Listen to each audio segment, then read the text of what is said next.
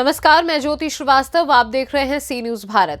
खबर सतारा से है, जहां महाबलेश्वर शहर में शिवसेना की ओर से महाराष्ट्र राज्य सड़क परिवहन निगम सतारा को महाबलेश्वर एसटी बस सुविधाओं को सुधारने के लिए एक बयान दिया गया था। दरअसल महाबलेश्वर शहर में ग्रामीण इलाकों से आने वाली स्कूली छात्रों को समय पर बस नहीं मिलती है और पर्यटक स्थल महाबलेश्वर के पर्यटकों को भी बस न मिलने से असुविधा होती है।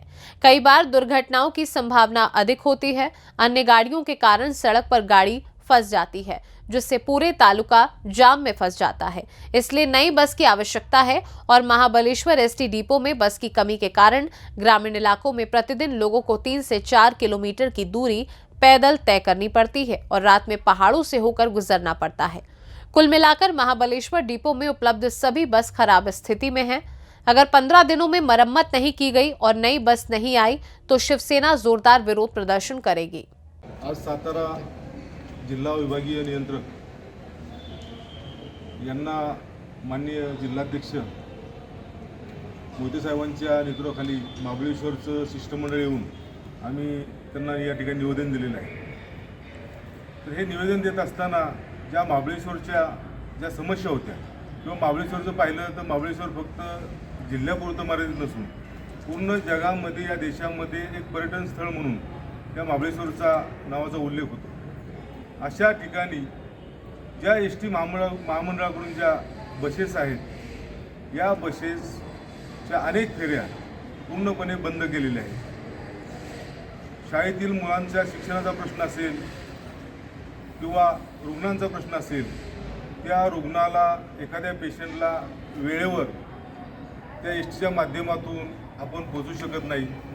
अशा प्रकारे अनेक समस्यांना या जिल्ह्यातील अनेक तालुक्यातून अशा अनेक समस्या आहेत। आता आम्ही साहेबांना भेटल्यानंतर आम्हाला एक आकडेवारी आमच्या समोर आली की या जिल्ह्यामध्ये एकूण 850 या एस टी बसेस होत्या।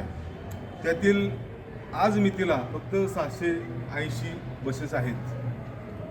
त्याचबरोबर ज्या काही बसेस आहेत, आता आम्ही जर विचारलं तर या 2 वर्षांमध्ये अजिबात एकही बसेस या जिल्ह्यामध्ये या ताफ्यामध्ये सहभागी झालेली नाही। एका बाजूला हे शासन, हे महाराष्ट्र सरकार एका बाजूला फार मोठमोठ्या घोषणा करते, महिलांना पूर्णपणे मोफत प्रवास याच्या जाहिराती, लाखो करोड रुपयाच्या जाहिराती हे प्रशासन करते।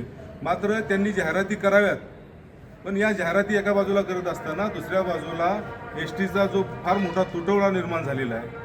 या ठिकाणी एस टी बससुद्धा उपलब्ध नाहीत। ज्या काही बसेस आहेत त्यासुद्धा जुन्या पुराण्या बसेस आहेत। आता जर आम्ही त्या साहेबांशी, मोदी साहेबांच्या नेतृत्वाखाली आम्ही त्यांना विचारलं तेव्हा त्यांनी आम्हाला स्पष्ट सांगितलं की या ठिकाणी जो फक्त 150 मेकॅनिकलचा या ठिकाणी तुटवडा आहे। मग मला सांगा, एका बाजूनं शासन जर घोषणा करत असेल तर आमची शासनाला एक प्रकर्षाने या ठिकाणी विनंती आहे की प्रथमतः तुम्ही इथल्या सर्वसामान्य माणसांची जी लालपरी म्हणतो आपण, या एस टीची पहिली व्यवस्था करून द्या आणि मग तुम्हाला जेवढ्या घोषणा करायच्या असतील ते तेवढ्या त्यांनी घोषणा कराव्यात। मी या ठिकाणी या शासनाचा तीव्र असा आम्ही निषेध करतो। तर मी सचिन मोहिते, शिवसेना जिल्हा प्रमुख सातारा। माझ्यासोबत जिल्हा समन्वयक रामदासजी कांबळे, महाबळेश्वरचे आमचे शहर प्रमुख राजाभाऊ गुजर, उस्मान खारखंडे आणि त्यांच्याबरोबर आलेले महाबळेश्वरची टीम, त्याचबरोबर तालुका प्रमुख सागर रायते सातारचे। याच ठिकाणी आम्ही विभागीय नियंत्रक सातारचे जे आहेत पलंगे साहेब, त्यांना भेटून महाबळेश्वरच्या एस टी डेपोची काय अवस्था आहे आजची त्या संदर्भातलं निवेदन दिलेलं आहे।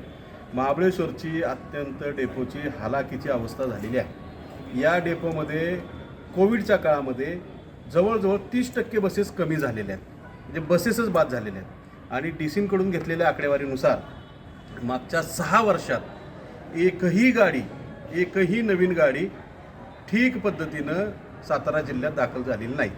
मध्यंतरीच्या काळात काहीतरी इलेक्ट्रिकल वीज बसेस यांना मिळाल्या, त्यासुद्धा सन्माननीय पालकमंत्र्यांनी त्यांच्या मतदारसंघात घेऊन गेलेल्या आहेत। जास्तीत जास्त गाड्या आहेत त्यांच्या मतदारसंघात गेलेल्या आहेत। काय तर म्हणे वरून नियोजन आलेलं आहे। असू देत, काय हरकत नाही। पालकमंत्र्यांचा मतदारसंघ सोडून इतरसुद्धा जिल्हा हा पालकमंत्र्यांचाच आहे, हे पालकमंत्र्यांनी थोडं लक्षात घ्यायला पाहिजे। महाबळेश्वर जसं आता आमच्या रामदासबाईंनी सांगितलं की हे फक्त महाबळेश्वर काय एक गाव नाही, एक पर्यटन स्थळ नाही, तर हे जगाच्या नकाशावर प्रसिद्ध असणारं पर्यटन स्थळ आहे. या ठिकाणी लाखोच्या संख्येनं दरवर्षी पर्यटक येतात. बरं, प्रत्येक पर्यटक काय स्वतःची गाडीच घेऊन येतो असं नाही आहे, तर सार्वजनिक उपक्रमातून चालणाऱ्या या गाड्या हे सुद्धा त्यांचं वाहतुकीचं प्रमुख साधन आहे. परंतु ह्याच गाड्या जर घाटाघाटात बंद पडायला लागल्या तर मग पर्यटकांनी जायचं कसं आणि पोचायचं कसं.